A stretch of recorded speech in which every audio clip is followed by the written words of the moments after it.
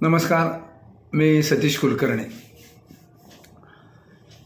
मी जे वारंवार सांगतो किंवा सांगत राहणार तेच पुन्हा एकदा श्रीपादांनी अध्याय नंबर 23मध्ये शेवटी सांगितले की माझ्या आजोबांच्या घरामध्येच श्रीपाद श्रीवल्लभांचं मंदिर म्हणजे महासंस्थान निर्माण होईल.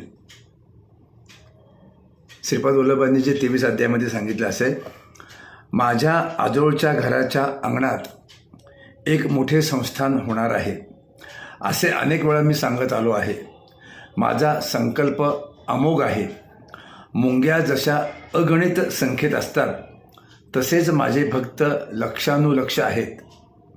योगीगण माझ्या संस्थानाचे धर्मपालन योग्य रीतीने करतील. कोण, किती जण, कुठून, केव्हा, कशा प्रकारे येणार ते मीच ठरवतो. पिठिकापुरम येथे वास्तव्य केल्यावर श्रीपादांच्या संस्थानाचे दर्शन सर्वांनीच केले पाहिजे. माझा अनुग्रह जे योग्य शिष्य आहे त्यांनाच होईल. त्यांच्यावर मी अमृतदृष्टी करीन. अयोग्य व्यक्तीला माझे दर्शन मृगजळासारखे वाटेल. श्रीपाद श्रीवल्लभ सांगतायत, त्याच्याकडं भाविकांचं लक्ष नसतं. हौस म्हणून पिठापूरला येणारे भरपूर आहेत. बऱ्याच लोकांना पिठापूरला काय आहे हे देखील माहीत नाही.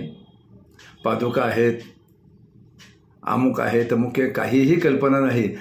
जन्मस्थान कुठं ते माहीत नाही. 3 मूर्त्या कोणत्या ते कल्पना नाही. म्हणून हे श्रीपाद श्रीवल्लभ चरित्रामृत जर शांतपणे एक एक पान वाचलं तर पिठिकापुरमचं महत्त्वही कळेल. तुम्हाला श्रीपाद श्रीवल्लभ पिठापूरला का बोलवतात तेही कळेल. आणि त्यांनी आता सांगितल्याप्रमाणे कुणाला बोलवायचं, कसं बोलवायचं, कुणी केव्हा यायचं हे तर त्यांनी ठरवलेलं आहे. परंतु तिथं आल्यानंतर त्यांची अमृतदृष्टी आपल्यावर पडणं फार महत्त्वाचं असतं. म्हणून लोक पिठापूरमध्ये मंदिरात जातात, येतात, समोर श्रीपाद वल्लभांच्या मूर्तीसमोर उभं राहतात, डोळे बंद करतात. दर्शन धावपळ, प्रसादाची धावपळ, पावत्या फाडण्याची धावपळ, केवळ एक गडबड करणं, गोंधळ करणं आणि देवाच्या दारातसुद्धा लोक अज्ञानासारखं वागतात. खरोखरच जर श्रीपाद श्रीवल्लभांची कृपा प्राप्त करून घ्यायची असेल तर निवांतपणे पिठापूरला यायला पाहिजे आणि 3 ते 7 दिवस राहायला पाहिजे. कारण राहण्यासारखं स्थान आहे. 2 पैसे इकडे तिकडे होतील, पण लोक राहण्यापेक्षा जाण्याची घाई एवढी असती. रात्री येतात, सकाळी जातात. 4-3 काही लोक तर 2 तासासुद्धा वास्तव्य करत नाहीत. रात्री झोपण्याची जर 8 तासाची वेळ गेली तर 12 ताससुद्धा लोक पिठापूरमध्ये थांबत नाहीत. काय ह्यांना कामं असतात, कशासाठी आलेत, काही नाही. फक्त जाता जाता दर्शन करून घेणारे सुद्धा भरपूर असतात.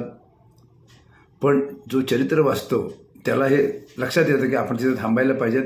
आता बऱ्याच वेळा मी सांगितल्यानंतर काही लोक 3 रात्र तरी तिथं राहायला लागलेले आहेत, 3 दिवस राहायला लागले आहेत.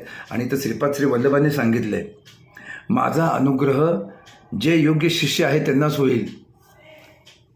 म्हणजे कोणी आलं, कोणी जास्त दिवस राहिलं, कोणी तिथं पुढं केलं, देणग्याच्या पावत्या फाडल्या, आरडाओरड केली, सारखं पुढं केलं, रोज पालखी केली, रोज अभिषेक केला, याच्यामुळं काहीही फरक पडणार नाही.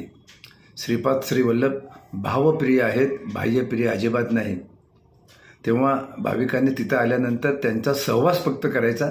कारण त्यांची अमृतदृष्टी जर तुमच्यावर एकदा पडली तर तुम्हाला आयुष्यामध्ये काहीही कमी होणार नाही. कारण त्यांनी स्वतःच सांगितलं आहे, त्यांच्यावर मी अमृतदृष्टी करेन आणि अयोग्य व्यक्तीला माझे दर्शन मृगजळासारखे वाटेल.